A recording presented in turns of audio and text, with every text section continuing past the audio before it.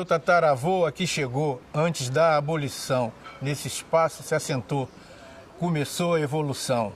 Aqui ele plantou, aqui ele colheu, aqui ele resistiu, aqui ele morreu. Meu bisavô também morreu, mas meu avô herdou o dom. É cantor, compositor e compôs essa canção. E me deu para cantar, eu sou a 6ª geração.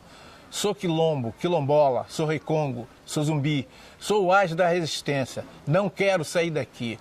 Sou a raça brasileira que sofre humilhação, sou a história verdadeira que construiu essa nação.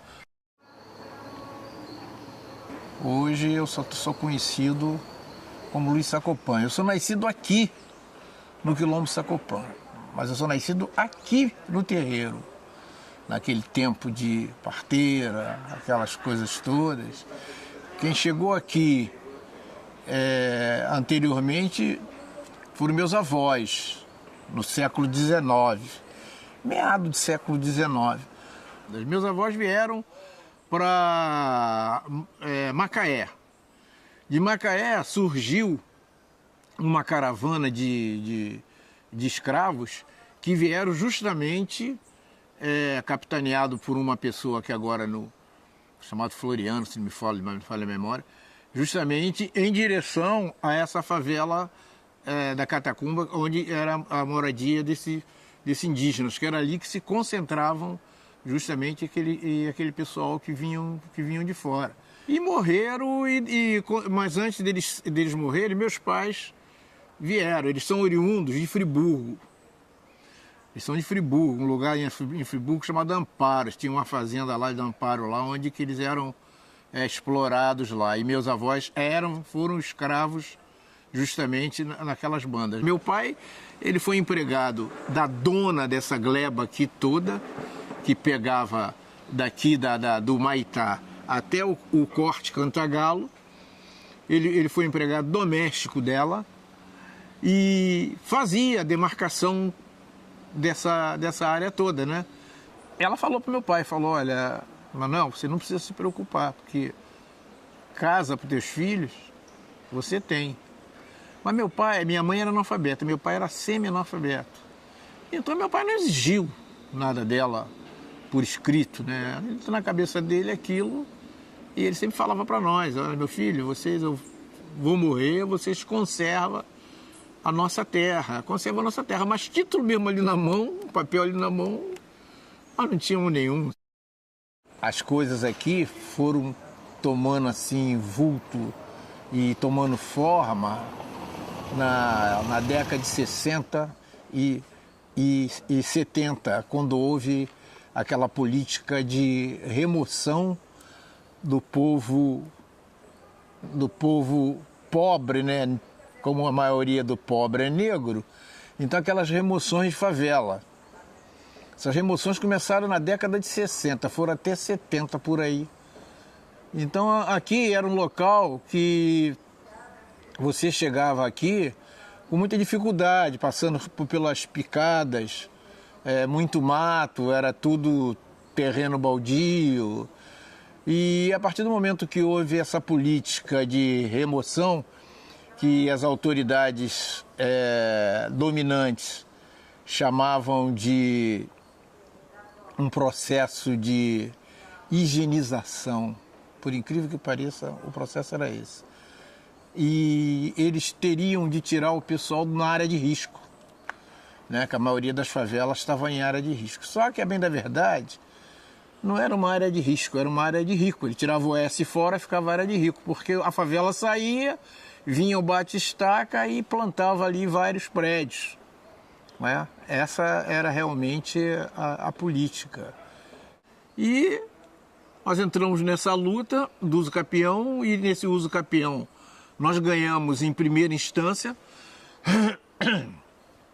e que eles estavam, né, dormindo, nós ganhamos. Em segunda instância, foi montado um esquema dentro do judiciário contra nós, porque dentro do nosso território, aqui, dentro do nosso território, mora até hoje um desembargador que foi presidente do Tribunal de Justiça do Rio.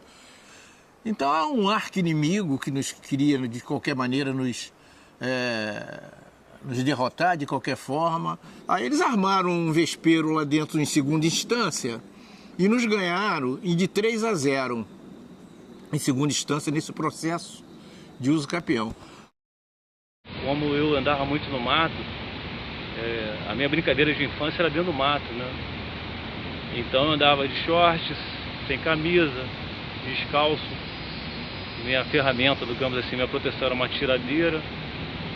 E aqui eu passei várias experiências de andar no mato, ficar o dia todo no mato, com lagarto, com cobra. E tinha muita gambá, enfim, vários pássaros. E com essa construção nós perdemos a nossa água, né?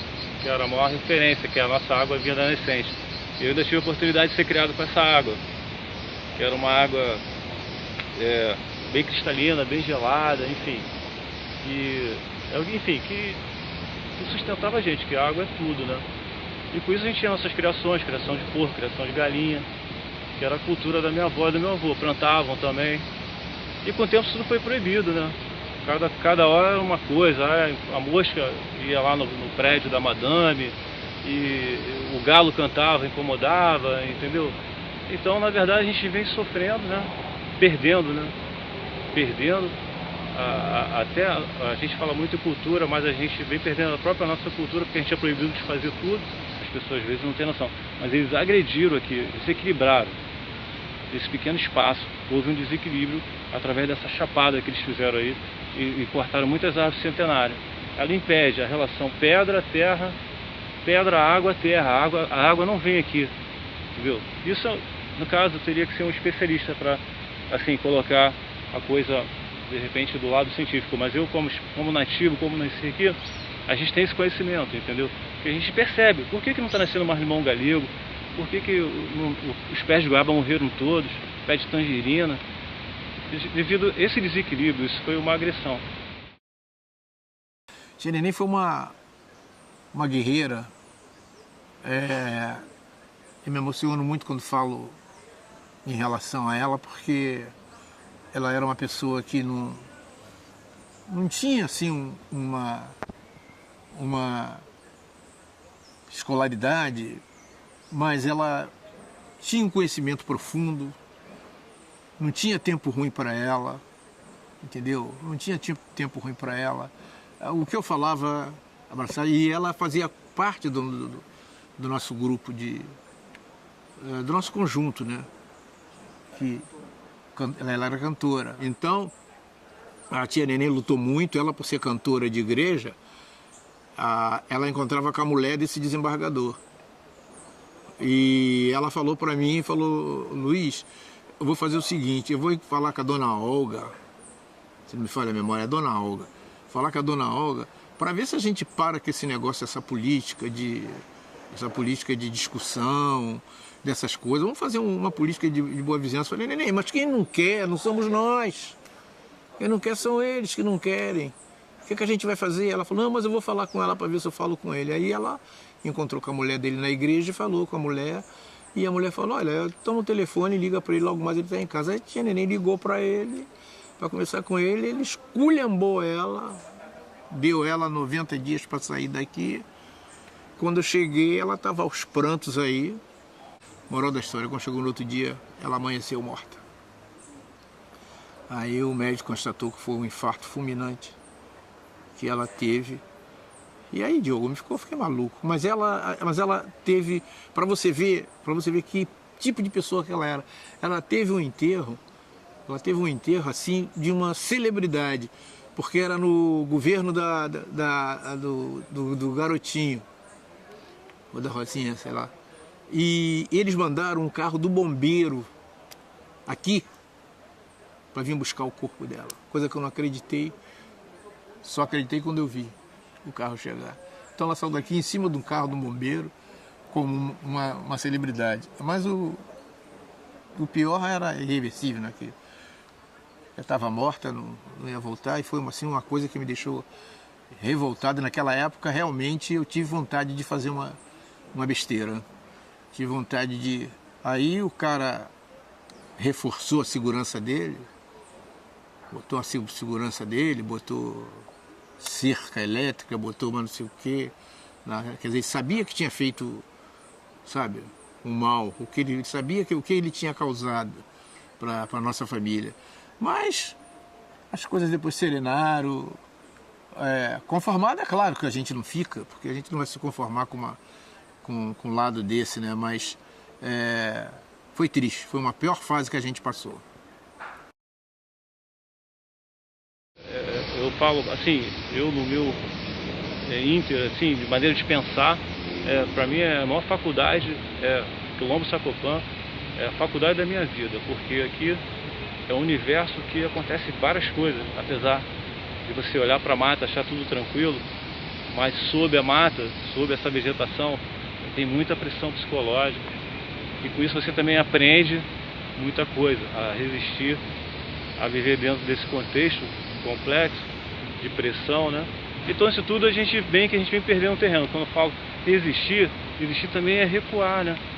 E a gente só vem recuando, a gente só vem perdendo a cultura, essa coisa do ecossistema, entendeu? E a mídia não, a mídia só fala que ecologia. Ecologia para mim, na verdade, é o cara que pisa na terra, é o agricultor, é o índio, o quilombola, o ribeirinho. Para mim, esses são os verdadeiros ecologistas. Isso aqui é um quilombo. Eles têm que passar...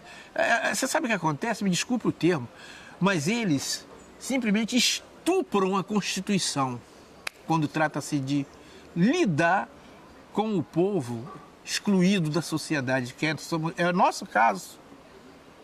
Não é? É sim. É sim. Nós somos realmente pessoas que não somos reconhecidas ainda nesse século. E tem coisas que partem mais do nosso movimento mesmo. Se fosse um nínsolo mais homogêneo, nós temos a força, nós temos a garra. Fomos nós que construímos esse país com a mão de obra escrava.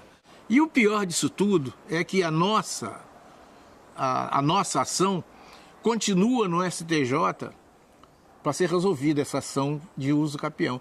Mas nós demos sequência à ação administrativa pelo INCRA, porque foi o lado administrativo que segurou a barra, porque hoje nós estamos aqui com uma portaria de domínio dada pelo governo federal. Então hoje não existe mais aquele interesse imobiliário, porque a partir do momento que você pega essa portaria, a área torna-se não comercial. A gente não pode comercializar. E o interesse aqui é interesse imobiliário. Essa turma podre que existe dentro do judiciário é tudo aliado a imobiliárias.